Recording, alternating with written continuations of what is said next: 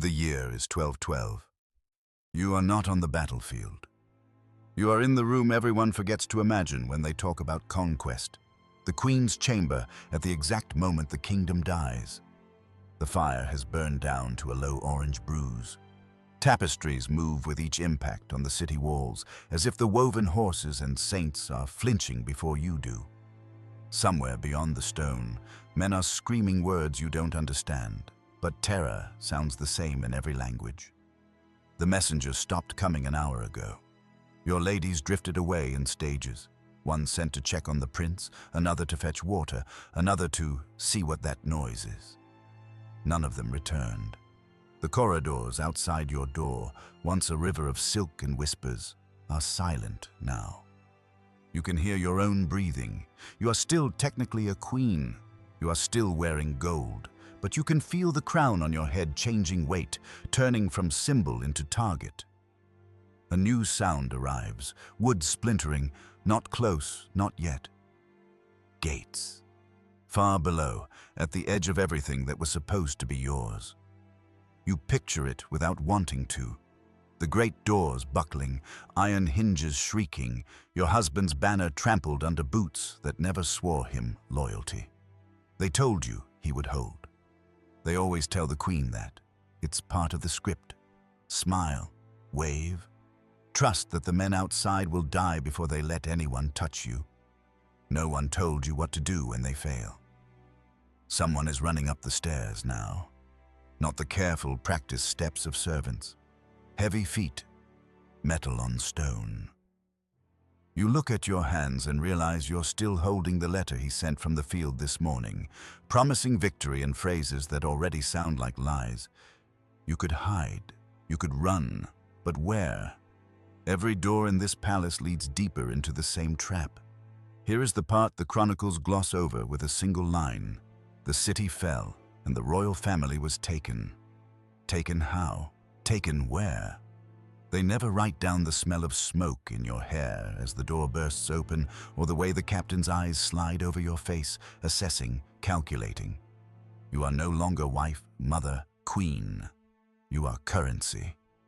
In a few hours, you will be paraded, bargained, maybe spared for the sake of diplomacy.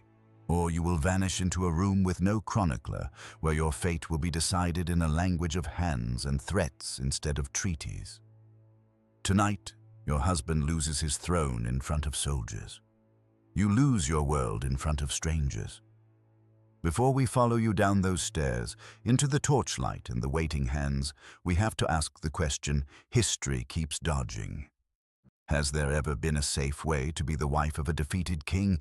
And what exactly does mercy look like for a woman once the crown has fallen from her head? Take away the torches and the screaming for a moment and look at this the way the conquerors did, as paperwork. Because for most empires, the wife of a defeated king was not a person first. She was a policy. Assyrian scribes carved it into stone with chilling calm. When a rival king was crushed, his wife and daughters were listed alongside cattle, gold, and chariots. But the wording is different. The cattle are taken. The women are seated in the palace. That sounds merciful until you understand what it meant. Placed inside the victor's household as living guarantees that the old dynasty would never rise without putting their own flesh and blood at risk. Persian kings mastered this. Darius didn't just conquer rivals. He married into them. After defeating a claimant, he would take his daughters, sisters, widows into his bed or his court, folding their bloodlines into his own. Alexander the Great copied the strategy so perfectly that when he took Darius III's family, he treated the dead king's wife and daughters with ostentatious respect, then married one of the daughters himself. It wasn't romance, it was annexation through the womb. You can see the logic in the way ancient writers talk about Darius's captured family. His mother, wife, and daughters were kept in a kind of gilded captivity, showered with honors but never allowed to leave. On the surface, it looked like chivalry from a victorious king. In reality, their bodies were the ink on a treaty their dead husband could no longer sign. As long as they lived in Alexander's camp, Persia's royal line lived under his roof, not in their own palace. Rome did it too, though they preferred spectacle first. When they paraded defeated kings through the streets in triumph, their wives often walked behind in chains, veils torn away so the crowd could see the human cost of resistance. Sometimes, if the emperor wanted to appear merciful, he'd spare them afterward, installing them quietly in a villa under guard or marrying them off to a loyal Roman. The message to any surviving loyalists was simple: rebel, and your queen becomes a Roman's wife. How badly do you want your throne back if it means risking her life? The Mongols turned the tactic into a system. They took princesses and royal widows from conquered peoples and plugged them into the imperial family as wives and concubines, scattering them across the steppe like living nails hammered into the boards of the empire. A captured queen might be sent thousands of miles from home to share the yurt of a prince she'd never met. Her sons raised as Mongols, her daughters bartered again. Any rebellion back home had to be calculated. If we fight, we are fighting against our own flesh, now wearing Mongol silk. The Ottomans refined it behind high walls. Wives and widows of defeated Balkan lords might find themselves in the Sultan's harem, renamed, converted, dressed in jewels, their children raised as Ottoman princes and pashas. To outsiders, it could look like a rescue, better a gilded cage than a gallows. But everyone understood the math. So long as she lived under Ottoman watch, her brothers, uncles, and former subjects would think twice before reaching for their swords. She wasn't just spared, she was leveraged. Across all these empires, the pattern repeats. The crown on her head was never really hers. It was collateral with a heartbeat. And once conquerors realized fear for a queen's life could silence a kingdom, some of them took the next step, discovering that they could do more than hold her as a hostage. They could turn her humiliation itself into a weapon. The war is officially over. The moment the gates open, that's what the proclamations will say. But if you really want to know when a kingdom dies, don't look at the battlefield. Look at the streets the next morning. The sky is bright, deliberately bright. Victors like sunshine. Banners hang where your husband's crest once flew, their colors wrong, their symbols unfamiliar. The cobblestones have been swept of blood, but the iron smell still lingers when the wind changes. The people have been ordered to assemble. Some come willingly, eager to survive. Others are dragged. Children are lifted onto shoulders, not because anyone wants them to see, but because no one dares disobey. Then, the trumpets sound. First comes the army, polished and rehearsed. Spears are vertical, shields gleaming. The new ruler rides in a chariot or on a tall horse, armor catching the light. He looks like the hero of the story. It's his story now, after all. Behind him, wagons piled with plunder rumble past. Gold, religious relics, stolen statues. Proof that the gods have switched sides. And then, after the silver and the trophies, after the foreign animals and the exotic slaves, comes the part everyone both dreads and leans forward to see. Her, the queen. Not in silk now, her jewelry stripped, hair hacked short or torn loose so it hangs like a veil of defeat. A rope around her wrists or neck, the same thick, scratchy kind used on cattle and criminals. She walks behind the chariot that used to be hers in all but name, dust coating the hem of the gown someone else chose for her. Soldiers flank her, but not too close. They want the crowd to see how alone she is. Once, these people knelt when she passed. Once, mothers lifted their children to bless her name. Now they're ordered to cheer. Some do. Some scream insults to prove their loyalty to the new regime. Others stay quiet, eyes fixed on the ground, mouths bloodless from biting back whatever they're really feeling. She sees them, the ones who look away, the ones whose tears vanish as quickly as they fall, a nation learning very quickly how to survive a change of masters. This is the public uncrowning. No need for broken scepters or formal abdications when you can walk a woman through her own city in chains and call it justice. When the Roman Emperor Aurelian defeated Zenobia of Palmyra in the 3rd century, he marched her through Rome in golden chains, a queen displayed like captured treasure. Later sources insist she was treated well afterward, granted a villa and a quiet life in Italy. But that's almost the point. The image that survived wasn't the villa. It was the march. A woman who once ruled an empire forced to walk behind the man who broke it, her humiliation turned into a festival. The conqueror might even perform mercy, raising a hand to still the crowd, declaring that her life will be spared. The people are meant to see magnanimity. She sees something else, a sentence without a verdict. Because the parade has a destination. The route always ends somewhere, an enemy capital, a camp outside the city, a palace that no longer belongs to her. The last door shuts. The trumpets fade. The crowds disperse to tell each other how terrible, how wonderful, how necessary it all was. On the official record, her humiliation is complete. But for the woman who once wore the crown, the most terrifying part of her fate is just beginning. Out of sight, off the marble stage, in rooms where there will be no cheering witnesses and no chronicler to soften what happens next. The crowds vanish faster than the sound of their cheers. One moment, you are an object in a spectacle. Next, you are a problem to be stored somewhere. The chains come off in a side courtyard where no one is watching. A cloak goes over your shoulders, not out of kindness, but to make you easier to move without drawing attention. Welcome to the second half of Conquest. Corridors, guards, and doors that only lock from the outside. The titles change depending on the empire.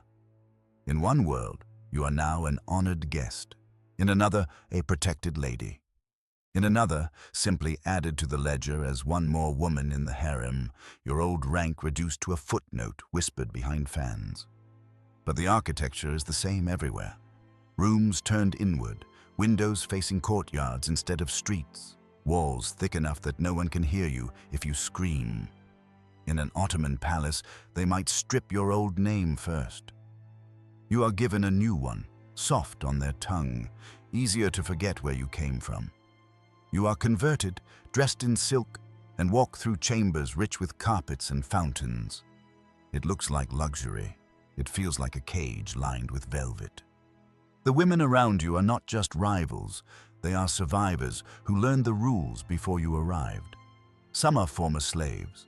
Some are daughters of governors sent as gifts. A few, like you, once sat beside a king. None of that matters now. In a Mongol encampment, the walls are made of felt and wind, but the principle is the same. You might share a tent with other captured wives, rotated through the bed of the Khan or his sons according to a schedule that reads like a military log. Sons born here will ride under Mongol banners. Daughters will be traded again. You are told you are fortunate. Had your husband resisted longer, they say, you'd be dead. You understand the subtext. Gratitude is expected. The bed becomes a negotiating table. Sleep with the conqueror, and perhaps your children are kept alive, fed, educated. Refuse, and you risk not just your own life, but the quiet disappearance of everyone who shares your blood. You learn quickly that this is not just about desire, his or yours. It is about leverage.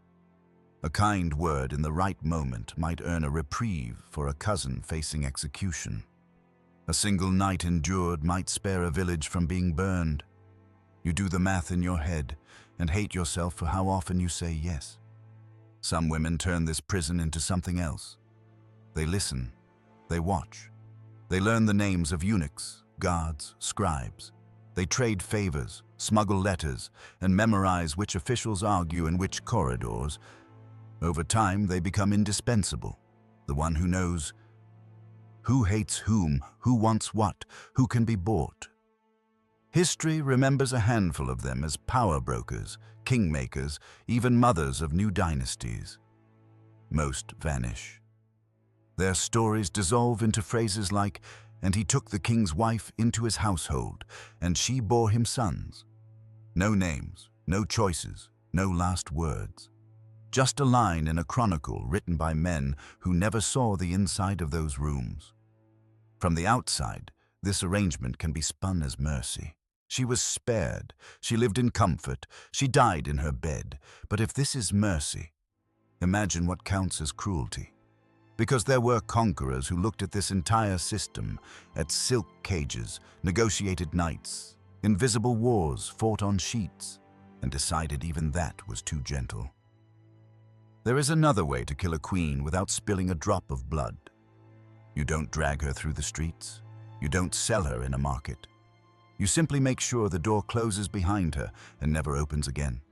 The letters always sound gentle.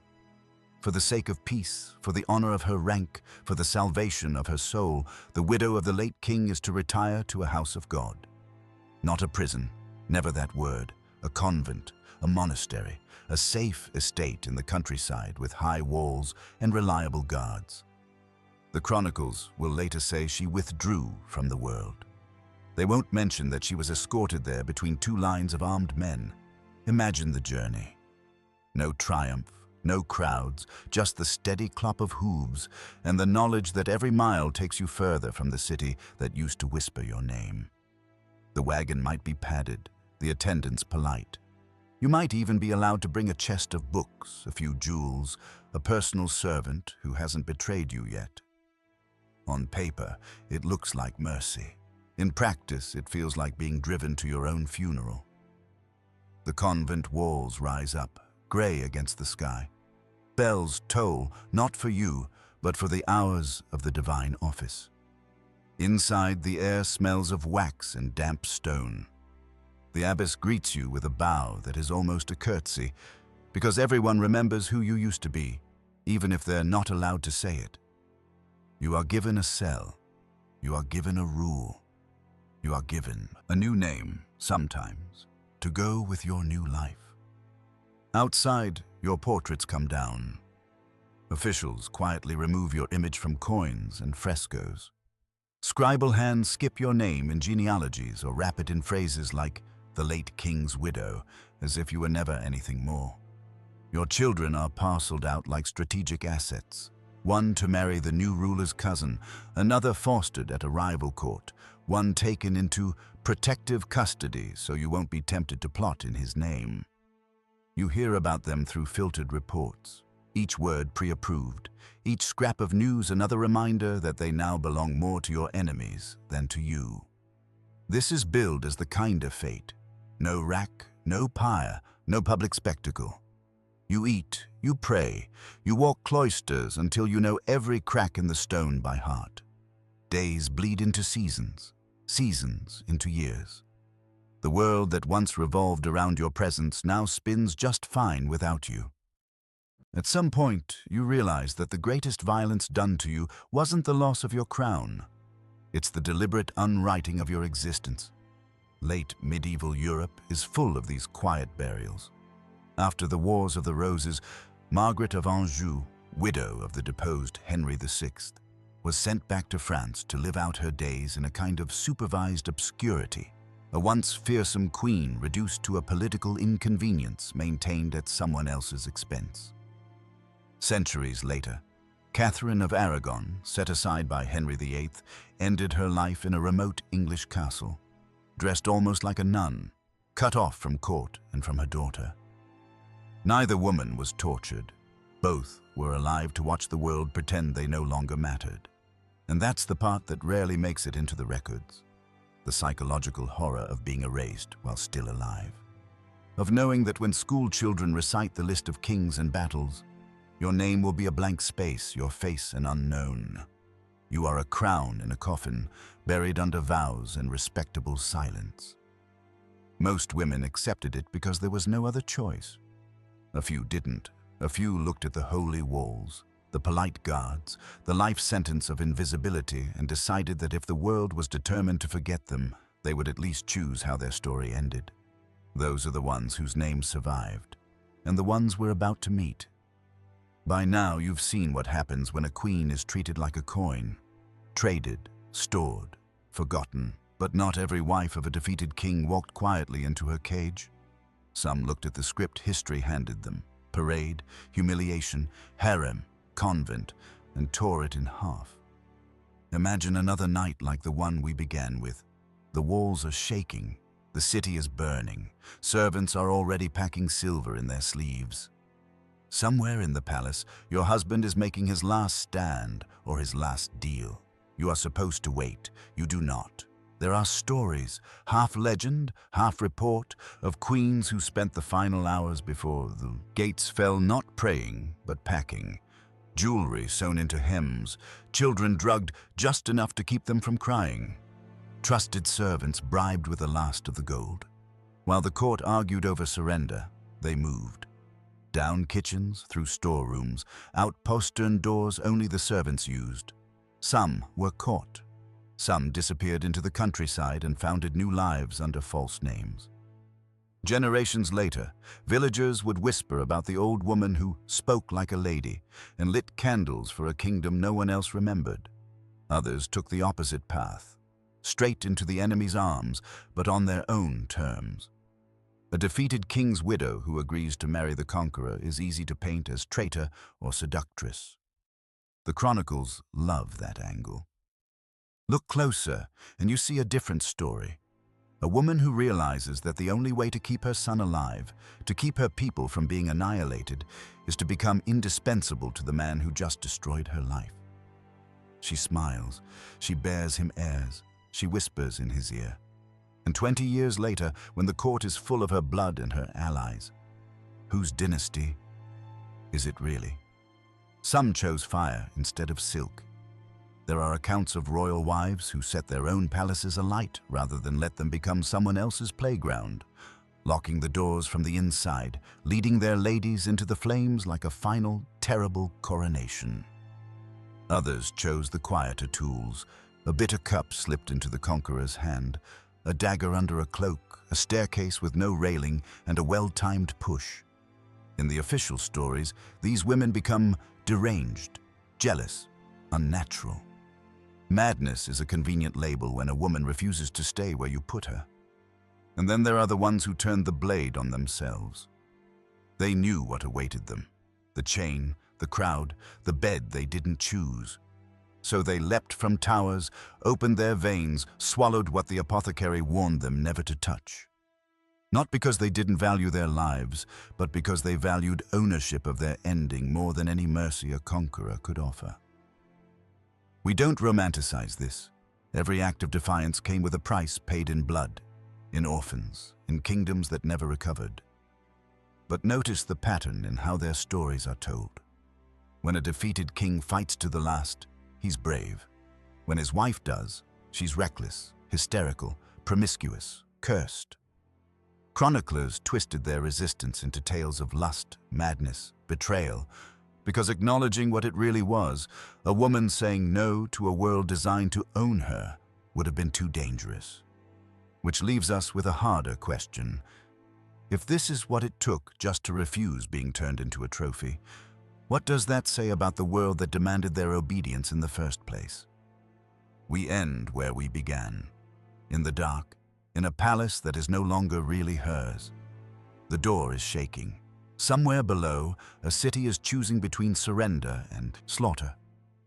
The queen stands in the half-light, one hand on the stone, listening for the sound that will decide her life. The trumpet of mercy, the crack of the gate giving way, the footsteps of men who have already decided what she is worth. This time, though, she isn't alone.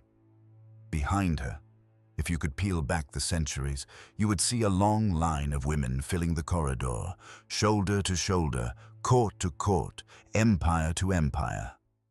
Assyrian queens with their jewels stripped away, Persian consorts married into their conquerors' houses, Roman captives forced to walk in chains behind triumphal chariots, Mongol and Ottoman honored guests locked in rooms lined with silk but bolted from the outside.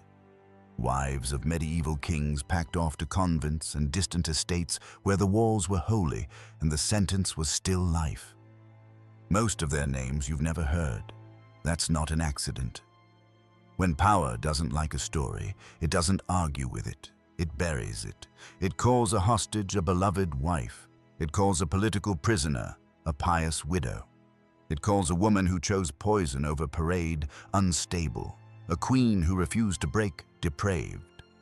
It edits the accounts until resistance looks like lust, until survival looks like shame. If this all felt safely ancient, it would just be grim curiosity. But look at the news. Women held as bargaining chips in modern wars.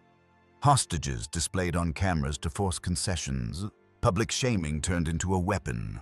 Reputations annihilated to send a message to anyone watching.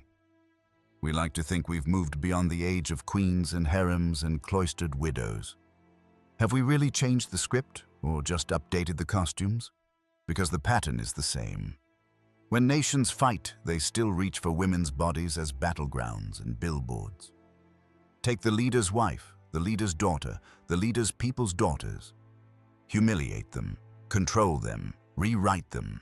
The point isn't just to win territory. It's to prove you can rewrite reality itself.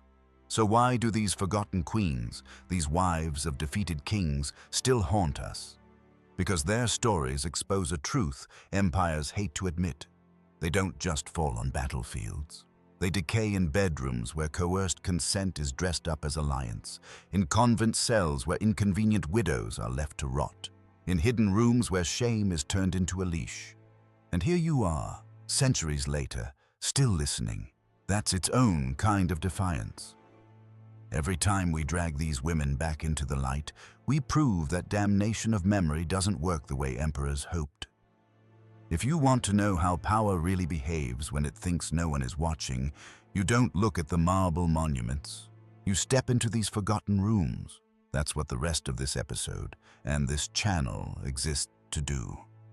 You've just walked through the rooms history tried to lock and leave in the dark. Queens turned into currency, crowns buried in convents, women whose lives were rewritten so completely that only the echoes remain.